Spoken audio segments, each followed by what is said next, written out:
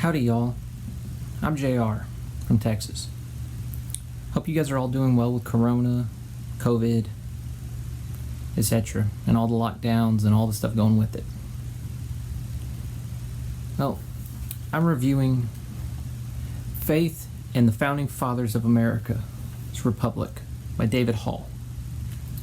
The second chapter talks about the effects that Christianity had on the Founding Fathers, specifically Presbyterian, Reformed, Protestants, and Puritans, along with the Church of England, and of course, Catholicism. Hall does a very good job at explaining the steps of the Protestant movement of the Reformation, everything that happened after the Reformation to get to the United States, which most people forget about or don't tie into the United States. But Martin Luther broke away from the Catholic Church, which initially was not his plan. He wanted to reform the church and to build it into the correct biblical church that Jesus intended. But when he was unable to do so, and after the trial at Worms, he was forced in exile in a lot of ways, which would break out into groups of Protestants or Lutherans fighting Catholics and in open combat and war across Europe in many nations, from England to the Holy Roman Empire, which would be modern-day Germany, and a little bit of Eastern Europe, along with Italy, etc.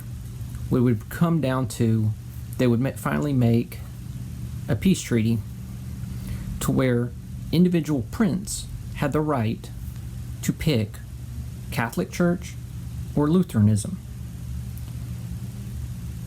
And those people that were the opposite faith were protected in public and particularly in private to worship as they saw fit, as long as they picked those two faiths only.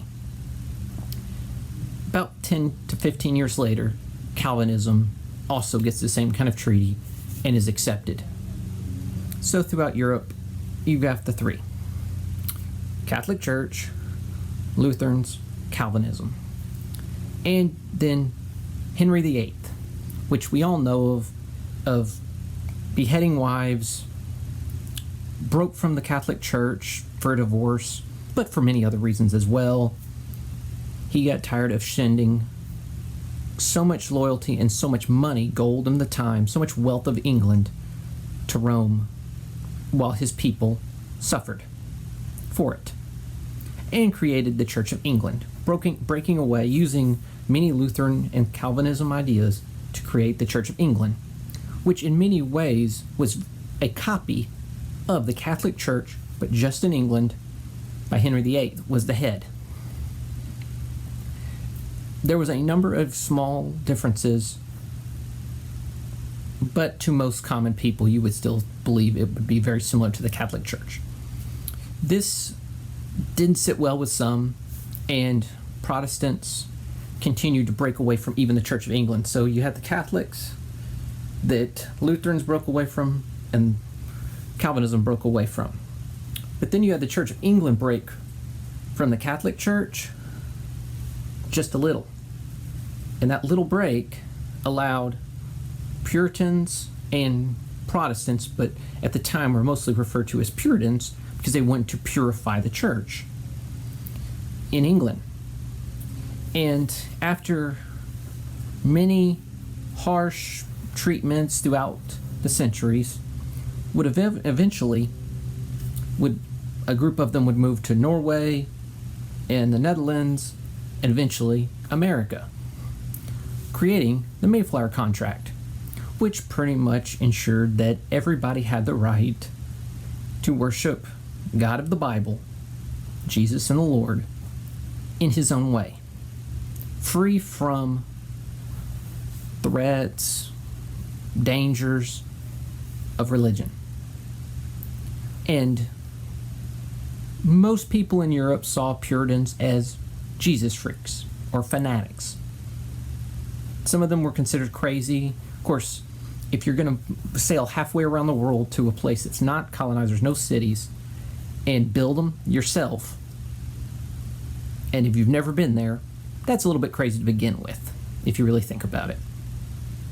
But where this ties into America is the fact that Martin Luther broke away from the Catholic Church based on the fact that we were supposed to go with no credo except the Bible. You answered straightly to God and only to God. The Catholic Church believed in systems. You answered to a priest, which he would convert it to a cardinal, to a bishop, to eventually the Pope. So the Catholic Church controlled it all. This is where you have the old system of feudal systems of kings, lords, vassals, knights, landowners, peasants, slaves. You had that same system in Europe, very much common tiered system. What you end up getting with freedom in the United States due to the Mayflower and people seeking religious freedoms from a top-heavy power system of a pyramid. They wanted freedom of religion, of beliefs, to explore, to build their own systems, and to answer just to God. So you fast forward through the Americas, even with the king ruling the colonies, there was still a lot of autonomy for many years. And then you get to the Presbyterian Church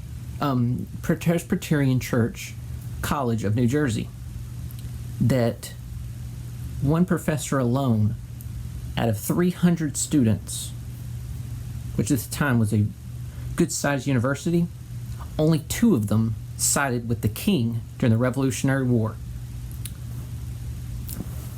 Had 36 people sign the Constitution. Almost half.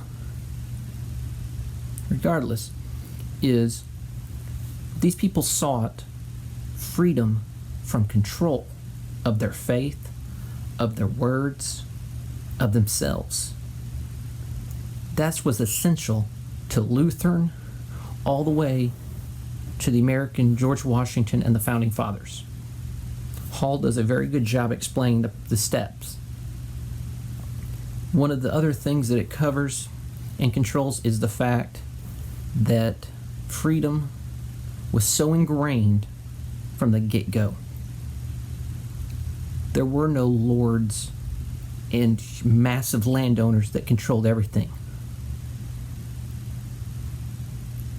With this freedom, and then suddenly after the 7 Years' War, England heavily sought to tax and control the colonies in the Americas. And this is where freedom had existed for so long that suddenly they wanted tyrannical rule that you didn't have rights unless the king said you had rights. Well, that broke from the last 200 some odd years of colonization, exploration, etc. in America. When that hammer came down, the people rose up and fought, following George Washington, Ben Franklin, and the other founding fathers in open revolution and rebellion, taking on the world's biggest navy and army at the time and winning their freedom with aid from France and others. I hope this covers and explains very well this second chapter for you, and you're having a blessed day. Goodbye, y'all.